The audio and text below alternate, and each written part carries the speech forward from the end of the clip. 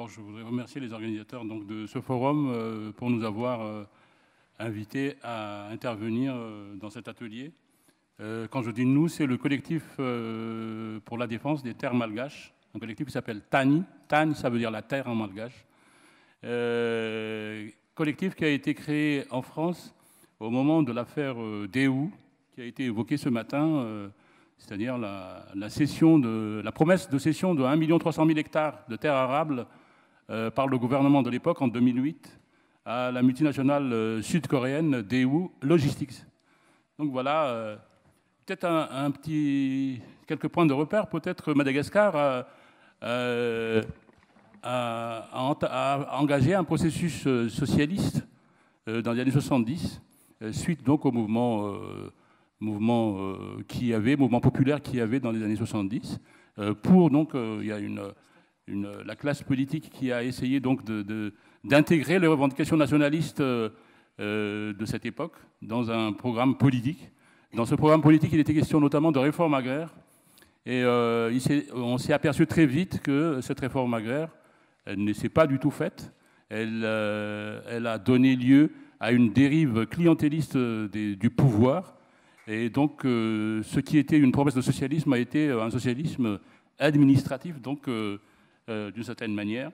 Et tous les problèmes du foncier de l'époque donc se répercutent par la suite. Et on a assisté dans une vague de désétatisation et de privatisation sur les ordres du Fonds monétaire international et de la Banque mondiale.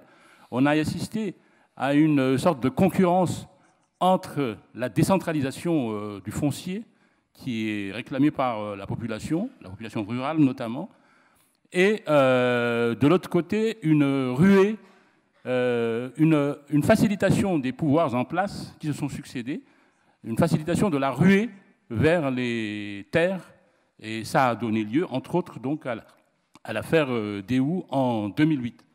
Donc, pour faire très vite, je veux dire que, sans perdre l'essentiel, il y a eu cette concurrence, cette compétition, donc, entre, d'un côté, ce qui est la décentralisation de la gestion foncière, et qui n'a pas été beaucoup avancée, donc, entre-temps, et en même temps, donc, cette ruée, cette ouverture aux investisseurs étrangers sur les terres arables. Donc, les réalités depuis maintenant ce temps de la réforme foncière? Il y a eu une réforme foncière donc, qui a été faite en 2005, justement pour essayer d'intégrer cette revendication populaire dans un sens donc, de décentralisation administrative donc, du foncier. Cette réforme foncière, elle n'est pas allée très loin non plus. Elle n'est pas allée très loin.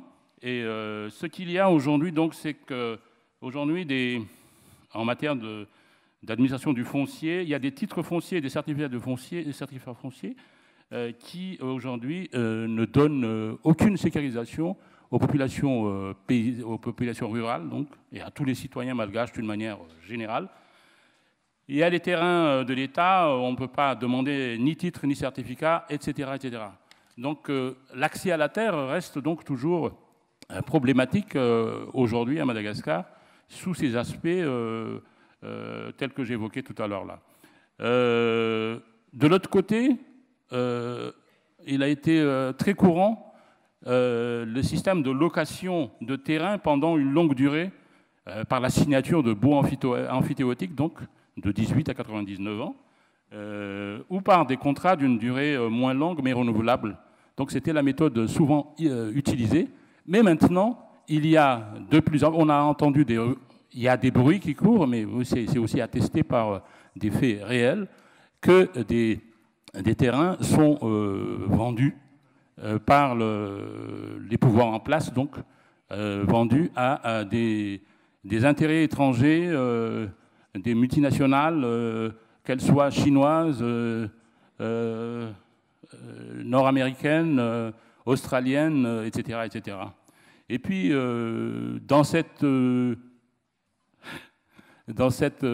suite, donc, nous voyons que ce sont les mines maintenant qui intéressent le plus donc, ces ces investissements étrangers que facilite le pouvoir en place à Madagascar. Voilà, des mines, donc, les mines, mais aussi le pétrole, donc. Voilà. Alors, la population, elle est lésée par tout ça en termes d'accès à la terre.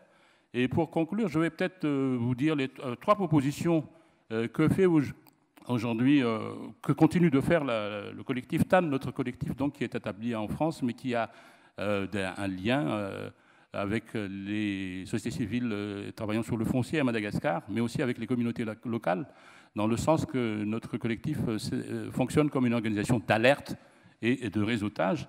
Donc il y a un premier point qui nous intéresse aujourd'hui, c'est le renforcement des capacités des paysans et de tous les citoyens dans la gestion foncière.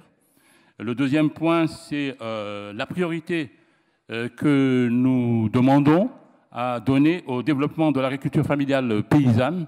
Et enfin, la troisième préconisation que nous avançons aujourd'hui en partenariat avec nos partenaires locaux, communautés locales, mais aussi intervenants du foncier dans la société civile, la préservation dans chaque commune d'une surface dédiée à garantir l'autosuffisance et la souveraineté alimentaire des générations futures.